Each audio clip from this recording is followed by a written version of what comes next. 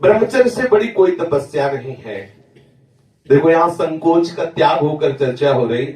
आप असत आचरण करने में संकोच करें, लेकिन असत आचरणों से कैसे बचा जाता है उन युक्तियों में संकोच मत मांगे। महादेव जी कहते हैं ब्रह्मचर्य अर्थात वीर्य धारण करना महान उत्कृष्ट तप है, भगवत प्रसन्नता का प्रधान हेतु है। इससे बढ़कर कोई तपश्चर्या तीनों लोकों में प्रसिद्ध नहीं है। जो ऊर्ध्वरेत्वा अखंड ब्रह्मचारी है वो पुरुष नहीं, वो साक्षात भगवत स्वरूप महादेव है। इस मार्ग में कोई किसी भी संप्रदाय का हो, किसी भी परंपरा का हो, ब्रह्मचर्य की विशेष आवश्यकता है। जब तक आपके जीवन में ब्रह्मचर्य का संयम नहीं होगा तब तक आपको भगवदानंद की प्राप्ति हो ही नहीं सकती।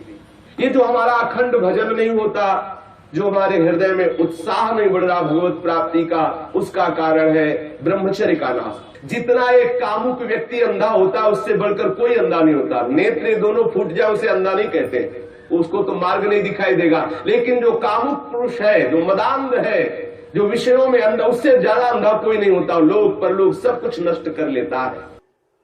ब्रह्मचर्य की अपार महिमा है, परंतु आज हमारे नीच वातावरण में ब्रह्मचर्य को धूल धूसरित किया जा रहा है। ये महापुरुषों के वचन है, बिल्कुल अक्षरशः सत्य है। एकांत में चिंतन मनन करने के बाद आपकी श्रवणेंद्रिय तक पहुंच रही है बात।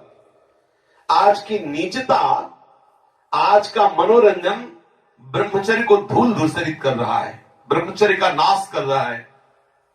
कोई समझ ही नहीं रहा कि कितनी बड़ी हम भयानक गलती कर रहे हैं। ये वीर शक्ति हमारे प्रभु की अद्भुत कृपा है। अगर इस पर हम दृष्टि डालें तो आप जिस मार्ग में चलना चाहेंगे उस मार्ग में आपको बहुत बड़ा बल, बहुत बड़ा संबल, बहुत बड़ी सामर्थ्य मिलेगी ब्रह्मचर्य से। ये भगवान की कृपा शक्ति है। जो इसका पतन करते हैं निसंदेह वो किसी योग्य नहीं रह जाते। ब्रह्मचर्य का ह्रास जीवन का नाश अर्थात मृत्यु, संपूर्णतया सत्यनाश, सर्वनाश, मृत्यु, ब्रह्मचर्य नाश, सुख का नाश, आरोग्य का नाश, तेज का नाश, विद्या का नाश, बल का नाश, सामर्थ्य का नाश, स्वातंत्र का नाश, धर्म का नाश, भजन का नाश ब्रह्मचर्य के नाश पर है। यदि आपने ब्रह्मचर्य नष्ट कर दिया तो आप किसी काम के नहीं रह गए। आधार स्तंभ टूट गया तो चाहे जितना सुंदर भवन हो नष्ट हो ही जाता है। धर्मनाश होने से संपूर्णतया नाश माना जाता है। जिसका ब्रह्मचर्य नाश है वो कभी भी धर्म से युक्त नहीं रह सकता। हमारे स्वास्थ्य की संपूर्णतया वृत्तियों को बिगाड़ देने वाली ये चेष्टा है। मरणम बिंदु पातेन जीवनम बिंदु धारणात्।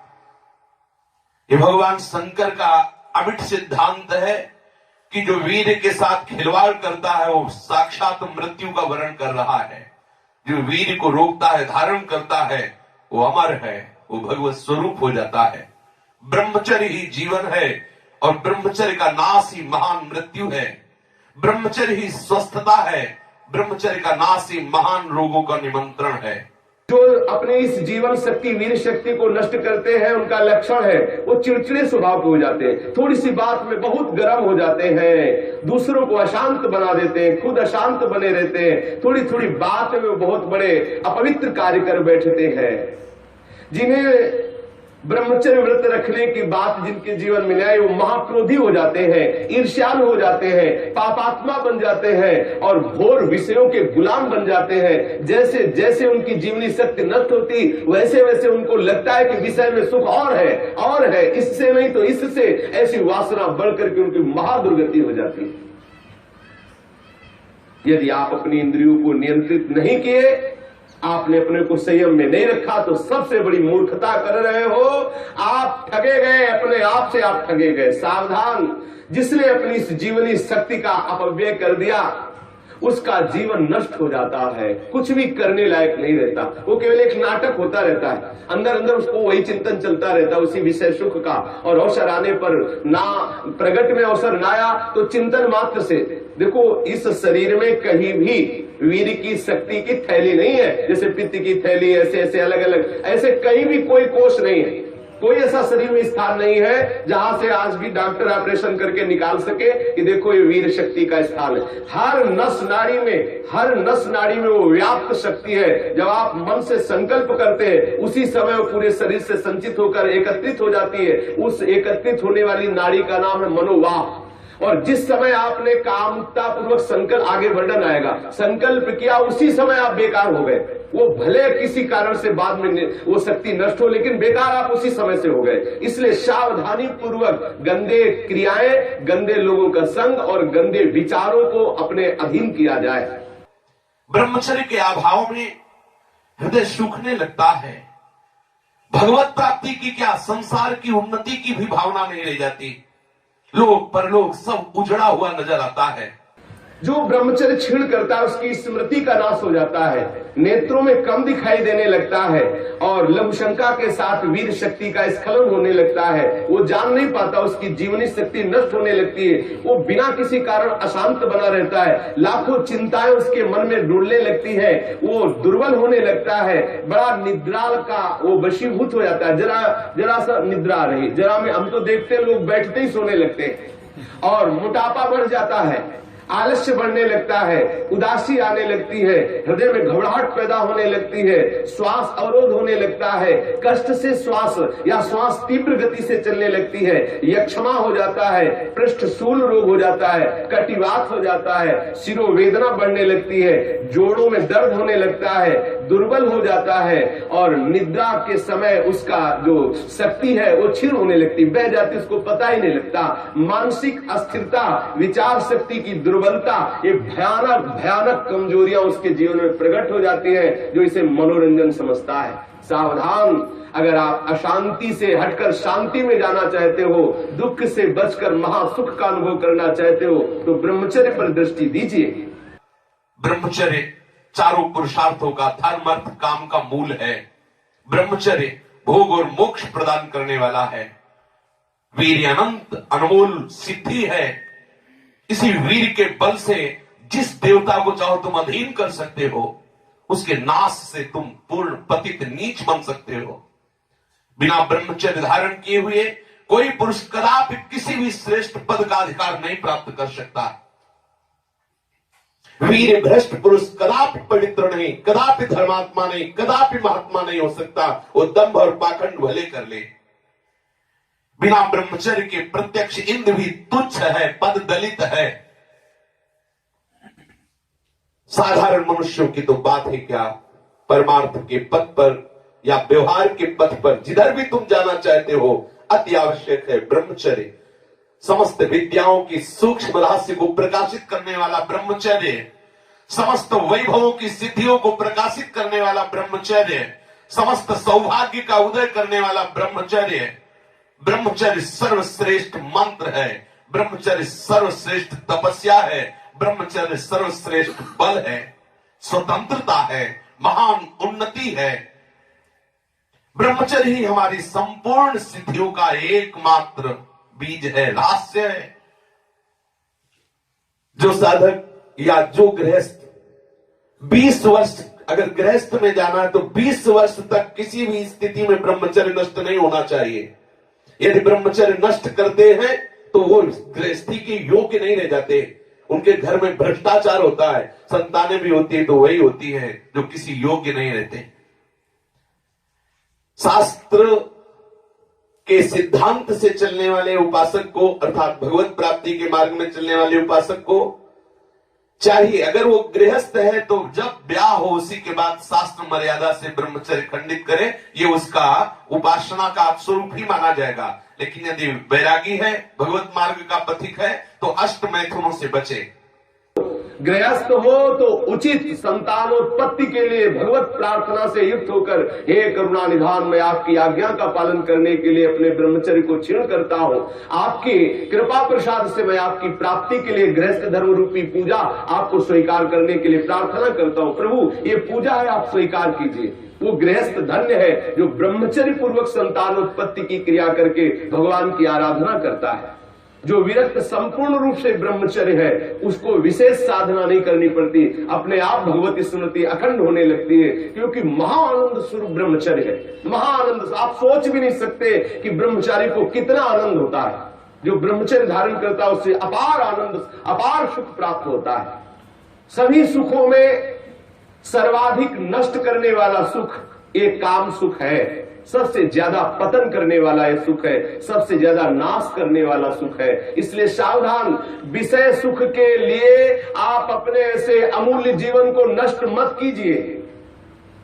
पहले जो गृहस्थ जन होते थे ब्रह्मचर्य, 25 वर्ष तक तो सब कोई ब्रह्मचर्य रहता था, चाहे वो गृहस्थ हो, चाहे वो विरक्त में जाना हो, चाहे वो जिस मार्ग में जाना हो। 25 वर्ष तक तो सबकी नींव ब्रह्मचर्य से युक्त होती है। अब 25 वर्ष तक तो हजारों दुर्गति हो जाती है, क्योंकि ऐसे ऐसे साधन चल चुके हैं, ऐसा कुसंग हो चुका है, वो दृश्य देख देख करके उनकी भावनाएं दूषित हो गई, वो अपने को नष्ट कर लेते हैं। फिर क्या रह गया जीवन? ये अमूल्य मनुष्य जीवन किस काम का रह गया? जब 10 वर्ष ब्रह्मचर्य रहकर भगवत भजन करके संतान उत्पत्ति करते थे तो उन माताओं के गर्भ से कोई भगवत प्राप्त करने वाले साधक पैदा होते थे, या कोई महावीर पैदा होते थे जो देश की रक्षा के लिए अपने प्राणों को समर्पित कर देते, जो समाज को सुख पहुंचाने वाले ऐसे बालक पैदा होते थे। ब्रह्मचर्य के बिना पूर्ण, चाहे गृहस्थ हो चाहे विरक्त हो, कोई भी हो, वो पूर्ण पशु जीवन है, पूर्ण पशु जीवन है।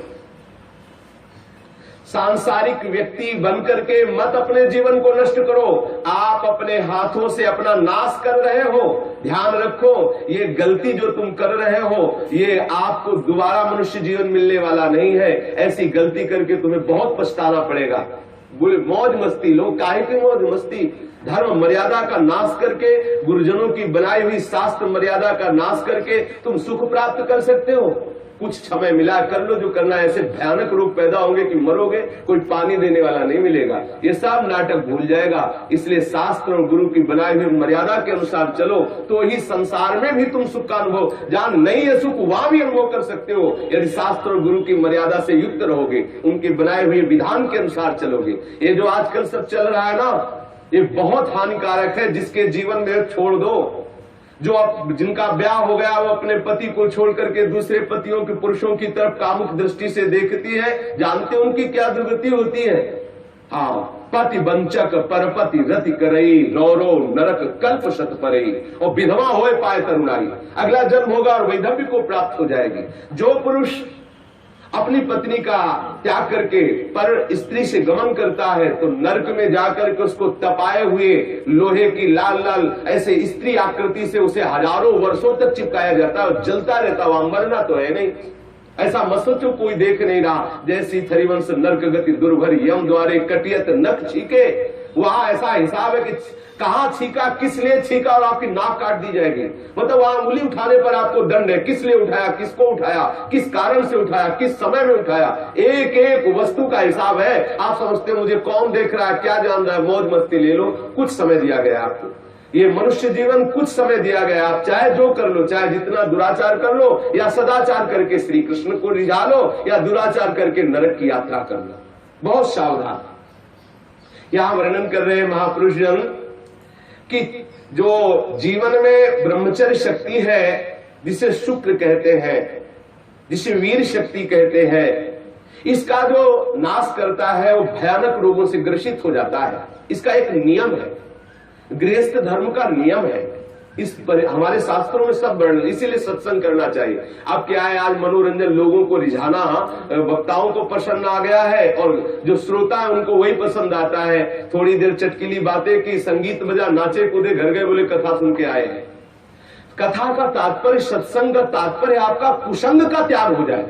आप जो दुर्गुण दुराचार प्रवृत्तियों में रत है उनका त्याग हो जाए, उससे सत्संग। मानो सत्संग सुन के आए तो आपको थोड़ी देर तो खो जाना चाहिए।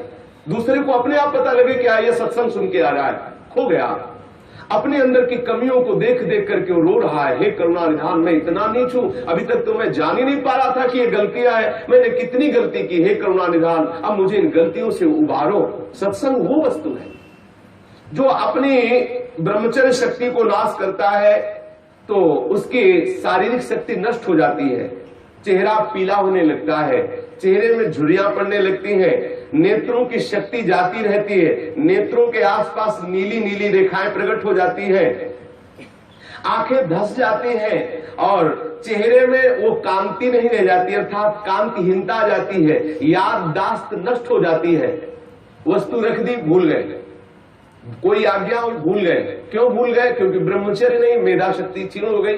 भगवत स्मरण करोगे, कैसे भजन होगा? क्योंकि भजन वाली वस्तु तो आपने नष्ट कर दी। खिलवाड़ समझते हो क्या इससे? ये मनुष्य जीवन आपको मिला है भगवत प्राप्ति के लिए। सावधान, संतान भी प्रकट होगी तो महावीर और भगवान का प्रेमी महात्मा पैदा होगा यदि आप ब्रह्मचर्य से रहोगे। और कुमारगामी रहोगे तो अप्पू गप्पू पैदा होंगे, भी जूतों से मारेंगे आपको और बुढ़ापे में पानी नहीं देंगे, सड़ोगे ऐसे पड़े। जो सावधानी पूर्वक इसकी रक्षा नहीं करते उनको अनेक बार बड़ी बड़ी भारी विपत्तियों को भोगना पड़ता है। आप क्या समझते हो?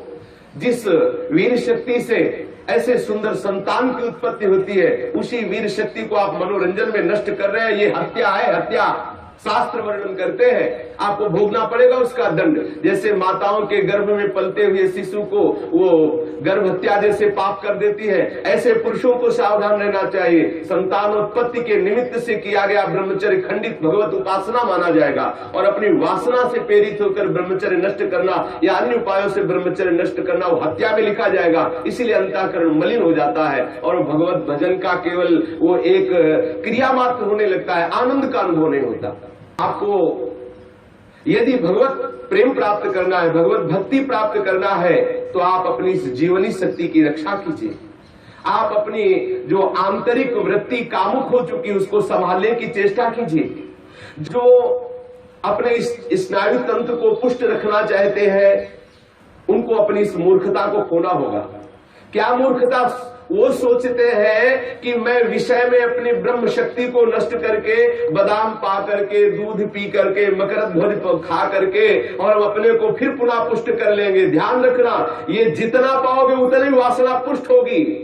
जिसके चेहरे की तरफ देखो ऐसा लगता है जैसे किसी मकान में आग लगा दी जाए तो फिर वो मकान की शोभा क्या होती है। ऐसे जिसके जीवन में पुण्य नहीं रह गए, भगवत आराधन नहीं रह गया, ब्रह्मचर्य नहीं रह गया, सदाचार नहीं है, बड़ों का सम्मान नहीं, उसका जीवन क्या है? जीवन कैसा पशुवत जीवन हो रहा है। छोटे छोटे अभी बच्चे 15-16 वर्ष के माता पिता के अवहेलना करके मनमाना आचरण करते हैं। ये जो ब्रह्मचर्य, इस पर विशेष ध्यान दिया जाए। यदि हम ब्रह्मचर्य पर ध्यान नहीं देते तो स्मरण शक्ति का नाश, शरीर में मोटापा, दिल की कमजोरी, अस्मायिक वृद्धावस्था का प्रकट हो जाना, नपुंसकता, नेत्रों के रोग बढ़ना और नाना प्रकार से अंदर ही अंदर सब खोखलापन हो जाना। ऊपर से हष्ट पुष्ट दिखाई देंगे लेकिन अंदर से पूरी शक्ति का नाश हो जाने के कारण वो मूर्ख हो जाते हैं। मतलब बुद्धि भी मूर्ख हो जाती है, शरीर भी शिथिल हो जाता है, किसी काम के नहीं रह जाते हैं। ये मत समझो कि इतना ही सुख है, यहां तो सुख है ही नहीं। ये जो बच्चे, बच्चियां, माताएं, बहनें या पुरुष अपनी वासना का शिकार हो चुके हुए हैं, उनको खेद करना चाहिए बात सुनकर और सावधानी पूर्वक आगे बढ़ना चाहिए परमार्थ में। गलती का पोषण नहीं करना चाहिए। आज हमारी ऐसी बेईमानी है कि हम अंदर की इन गलतियों को छुपाते हैं और थोड़ा सा भी गुण होगा तो उसका प्रचार करने लगते हैं। अंदर की गलतियों को गलती मान करके उनको दूरी किया जाए, चाहे वो बच्चा हो, चाहे वो जवान हो, चाहे बूढ़ा हो। गलतियों को छोड़ करके भगवत मार्ग में आगे बढ़ो तो आनंद का अनुभव होगा। ये प्राणों की पूर्ण शक्ति है, जीवनी शक्ति है, इसे व्यर्थ में नष्ट मत करो। सावधान हो। देखो आप थोड़ी देर ब्रह्मचर्य रह करके देखो, आपके नेत्रों में चमक आ जाएगी, आपके कपोलों पर लावण्य आ जाएगा, आपके हृदय में बिना कुछ किए एक आनंद की लहर सी दौड़ती रहेगी। थोड़े दिन रह के देखो। कुछ दिन ब्रह्मचर्य रहने पे कष्ट का अनुभव होता है। जब अंदर वासना होती है ना, वो प्रेरित करती है। जैसे जैसे ब्रह्मचर्य बढ़ता वैसे वैसे अंदर आह्लाद होता है। वो हम आह्लाद को नहीं सह पाते तो लगता है कि यदि ब्रह्मचर्य क्षीण हो जाए तो मुझे सुख मिलेगा, ऐसा लगता है। यदि सत्संग हो और भजन पूर्वक हम जीवन व्यतीत करें, सदाचार पूर्वक भोजन शुद्ध हो, तो कुछ ही महीने में वो ब्रह्मचर्य जब पकने लगता है, थोड़ा सा आनंद अनुभव होते सहने लगता है, पहले तो थोड़ा कष्ट होता है। अगर 1 वर्ष ठीक ब्रह्मचर्य रह जाए और कुसंग ना हो तो इतना आनंद उसको अनुभव होने लगेगा, देखेगा नहीं इसी नारकी खेलों की तरफ, इधर संसार के इन दुर्गुण दुराचारों की तरफ देखेगा भी नहीं, पर कुसंग ना होने पावे। अगर कुसंग होगा तो 20 वर्ष ब्रह्मचर्य रहने के बाद भी पतित हो जाएगा। कुसंग से सर्वदा बचता रहे। 1 वर्ष अगर ब्रह्मचर्य हो सकता है, थोड़े दिन कठिन लगे क्योंकि गलत अभ्यास हो गए, 1 वर्ष ब्रह्मचर्य रहिए। अपने आप स्वाभाविक जो क्रिया होती है उस पर दृष्टि मत डालिए, आप अपने संकल्प से कोई गलत कार्य मत कीजिए और ब्रह्मचर्य रहिए, तो आपको आनंद का अनुभव होने लगेगा। भजन करना नहीं पड़ता, अपने आप भजन होता है। नींद कम हो जाती है, आसनों पर जितनी देर चाहो आराम से बैठ सकते हो, और कोई भी रोग हो वो अपना पूरा प्रभाव नहीं डाल सकता, क्योंकि आपके अंदर ब्रह्म शक्ति विराजमान है। जो ब्रह्मचर्यहीन हो जाता है वो भजन का लाभ नहीं ले सकता है। मन, प्राण तथा ये ब्रह्मचर्य, ये तीनों एक ही है। जिसका ब्रह्मचर्य ठीक, उसके प्राण सूक्ष्म हो जाते हैं और मन शांत होने लगता है। जिसका ब्रह्मचर्य ठीक नहीं, स्थूल प्राण होने लगते हैं। पहचान है, ऐसे भैंसे की जैसे श्वास निकलती, जब सोते तो बड़े भारी ऐसे घोटे शोरगुल होता है, स्थूल प्राणों का लक्षण है। और मन उनका चंचल होता है, उनकी श्वास, उनका मन, उनका ब्रह्मचर्य, तीनों क्षीण होने से फिर न कोई भजन होता है, न कोई साधन होता है, न कोई चिंतन होता है। जिसकी श्वास स्थूल होती, मन चंचल होता है, उसका चिंतन एकाग्र नहीं होता है। ये बहुत काम की बात है, इसे संभाल कर रखिए। मत समझिए कि कोई साधारण बात हो रही, इसको संभाल लीजिए। यदि आप विरक्त हैं तो संपूर्ण रूप से आप सावधान हो जाइए। यदि गृहस्थ हैं तो संयम में आ जाइए। एक पत्नी व्रत धारण करते हुए, संतानोत्पत्ति की भगवत पूजा का भाव रखते हुए ही गृहस्थ धर्म में ब्रह्मचर्य को खंडित कीजिए, अन्यथा ब्रह्मचर्य को धारण कीजिए। सावधान रहिए।